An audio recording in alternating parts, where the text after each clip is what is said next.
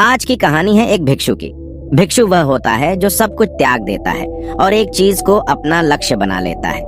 किसी व्यक्ति के भिक्षु बनने के पीछे एक बड़ी वजह होती है। कोई भी भिक्षु ऐसे ही नहीं बन जाता। उस व्यक्ति के भिक्षु बनने के पीछे भी एक बड़ी वजह थी। भिक्षु बनने से पहले उस व्यक्ति के मन ने उसे कई गलत काम करने पे मजबूर किया था। उसने कई पाप किए थे। वह व्यक्ति अपने मन के अनुसार चलने लगता है। उस व्यक्ति के मन ने उसे अपना गुलाम बना रखा था और वह अपने मन का दास था।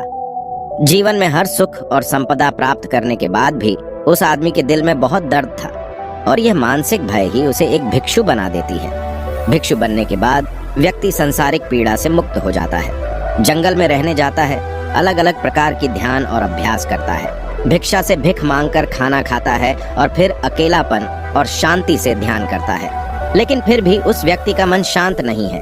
वह बेचैन और परेशान होकर रहता है। यहाँ एक बात समझनी चाहिए, जैसा कि हम सभी जानते हैं, ध्यान किसी भी आध्यात्मिक यात्रा या आत्म सुधार की शुरुआती चरण होता है। इसे शुरू किया जाता है जब आपका मन शांत हो, जब हमारा मन हमारी बात सुनता है। लेकिन उस भिक्षु का मन न तो शांत है और न ही उसकी बात सुन रहा है। उस भिक्षु के मन में एक बात बैठ गई थी कि मन को नियंत्रित करना असंभव है। लेकिन फिर एक दिन उस भिक्षु एक व्यक्ति से मिलता है जो न तो भिक्षु है और न ही एक बुद्धिमान व्यक्ति है। वह एक साधारण सा चरवाहा था जो भेड़ बकरियों को चराता था। उसका नाम गोपाल था, जो जंगल में भेड़ बकरियों को चराने में लगा था। गोपाल उससे पूछता है, क्या मैं आपकी मदद कर सकता हूँ? आप बहुत चिंतित दिख रहे हैं। पिछले कई दिनों से देख रहा हूँ कि आप बहुत बेचैन हैं। अगर आप चाहें तो मैं आपकी मदद कर सकता हूँ। भिक्षु ने गोपाल की बात सुनते ही हंसते हुए कहा, भला तुम मेरी मदद कैसे कर सकते हो? तुम संसारी हो और तुम मोह माया और संसार से जुड़े हुए हो। मैंने सब कुछ छोड़ दिया और जंगल में आया, फिर भी मेरा मन मेरे वश में नहीं है। गोपाल कहता है कि हाँ, मैं तुम्हें सिखा सकता हूँ। मुझे अपने मन को वश में करना आता है। वह चरवाहा कहता है, मन को वश में करने के लिए सभी वस्तुओं का त्याग करने की आवश्यकता नहीं है, ना ही जंगल में आकर रहने की जरूरत है। मन को वश में करने के लिए बस एक चीज को छोड़ना सबसे जरूरी है। वह भिक्षु उस चरवाहे से पूछता है, वह एक चीज क्या है? चरवाहा कहता है, वह एक चीज है गलत जानकारी। आज तक हमारे भीतर जो भी जानकारी गई है उसी ने हमारे मस्तिष्क और मन का निर्माण किया है। सन्यासी उस चरवाहे से पूछता है, परंतु वह कैसे? वह चरवाहा समझाते हुए कहता है, मान लो तुमने आज तक अपने जीवन में सेब का फल ही नहीं खाया है। तुम्हें सेब के स्वाद के बारे में कुछ भी नहीं पता। तो क्या तुम्हारा मन कभी सेब खाने को कर सकता है? नहीं ना। इसीलिए हमारे मन का निर्माण जानकारी से होता है। वह सन्यासी चरवाहे की बात से प्रभावित हो जाता है और कहता है, क्या तुम मुझे थोड़ा और विस्तार में बता सकते हो इसके बारे में? गोपाल भिक्षु को बताता है कि अगर तुम अपने मन को नियंत्रित करना चाहते हो तो मेरी बातें ध्यान से सुनो। तुम अपने मन को नियंत्रित कर सकते हो जब तुम अपने मन की जड़ों को देख पाओगे। मन का निर्माण जानकारी से होता है और हमारे शरीर में जानकारी के 5 प्रवेश द्वार होते हैं। पहला, आंख। अपनी आंखों से जो कुछ भी देखते हैं, अच्छा या बुरा, वह सब हमारे मन की याददाश्त में इकट्ठा होता रहता है। दूसरा, कान। जो कुछ भी हम अपने कानों से सुनते हैं हमारे मन में वैसे ही बीज के रूप में बोया जाता है। तीसरा, जीभ। जिस भी चीज का स्वाद हम ले लेते हैं वह हमारे मन की याददाश्त में अंकित हो जाता है। चौथा है नाक। जो एक बार सूंघ लेते हैं, चाहे वह सुगंधित हो या दुर्गंधित, वह हमारे मन में दर्ज होता है। और पांचवा है स्पर्श। जिस चीज को हम एक बार छू लेते हैं, स्पर्श कर देते हैं, उसकी याददाश्त हमारे मन में कहीं ना कहीं अंकित हो जाती है।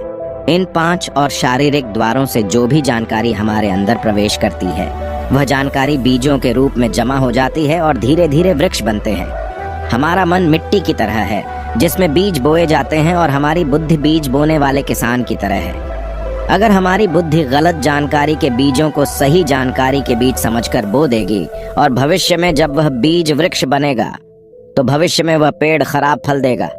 हमारा मन एक उन्नति के काबिल किसी खेती की तरह है जिसमें हम जो भी बीज बोते हैं वह हमारे अंदर उग जाते हैं। जैसे कि एक किसान ध्यान से सही बीज चुनकर उगाता है ताकि उसकी फसल भरपूर और फलदार हो, हमें भी अपने मन को सच्चे और सकारात्मक विचारों से सजाने की जरूरत होती है। जैसे कि एक माली अपने उद्यान की देखभाल करता है, हमें भी अपने मन की देखभाल करनी चाहिए, सच्चे विचारों, अनुभवों और जानकारियों से इसे पोषित करके। इस तरीके से हम अपने अंदर एक समृद्ध भावनाओं, समझदारी और विकास के वृक्षों को खूबसूरती से फूलने देते हैं। तुम्हारा मन तुम्हारे बस में इसीलिए नहीं है क्योंकि तुमने पहले से ही अपने मन में बहुत सारे गलत बीज बो रखी हैं और अब वह बीज बड़े वृक्ष बन चुके हैं। वह सन्यासी उस चरवाहे से पूछता है, अब मैं क्या करूं? क्योंकि अब तक मैंने बहुत सारे गलत बीज बो डाले हैं और मैं उन्हें उखाड़ नहीं सकता। गोपाल भिक्षु से कहता है, तुम अब तक अज्ञानता और अनजाने में गलत बीज बो रहे थे, लेकिन अब से सच्चे मन से सही बीज बोना शुरू करो। अगर अंदर हजारों गलत बीज हैं, तो क्या हुआ? अब तैयार हो जाओ लाखों सही बीज उगाने के लिए। तुम्हें बस ध्यान देना होगा, यह देखना कि इन 5 द्वारों के माध्यम से तुम्हारे अंदर कौन सी जानकारी जा रही है और जो जानकारी आ रही है वह सही है या नहीं।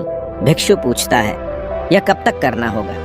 गोपाल कहता है, पूरी जिंदगी। जैसे तुम हर दिन अपने पेट को अच्छा खाना देते हो, ठीक उसी तरह हर दिन अपने मन को भी अच्छी जानकारी और सही विचार दो। जीवन में हर दिन, हर पल तुम्हारे सामने 2 विकल्प होंगे, जिनमें से एक सही होगा और दूसरा गलत, लेकिन तुम्हें हर बार सही विकल्प का चुनाव करना होगा। हमेशा याद रखना, सही चुनाव करने से तुम्हें अंदर दुख हो सकता है, तुम तकलीफ भी हो सकती है, लेकिन वह तकलीफ कुछ समय के लिए ही होगी। तो चाहे अंदर तुम्हारे कितना भी दर्द हो, तुम्हें हर बार सही विकल्प का चुनाव करना होगा। जितनी बार तुम सही चुनते हो, उतने ही अधिक सही बीज तुम्हारे अंदर बोए जाएंगे, और जिस दिन तुम्हारे अंदर सही बीजों की संख्या गलत बीजों की संख्या से अधिक हो जाएगी, उस दिन तुम्हारा मन तुम्हारे नियंत्रण में होगा। लेकिन उस दिन के लिए तुम्हें आज से ही अपने प्रयास को जारी रखना होगा।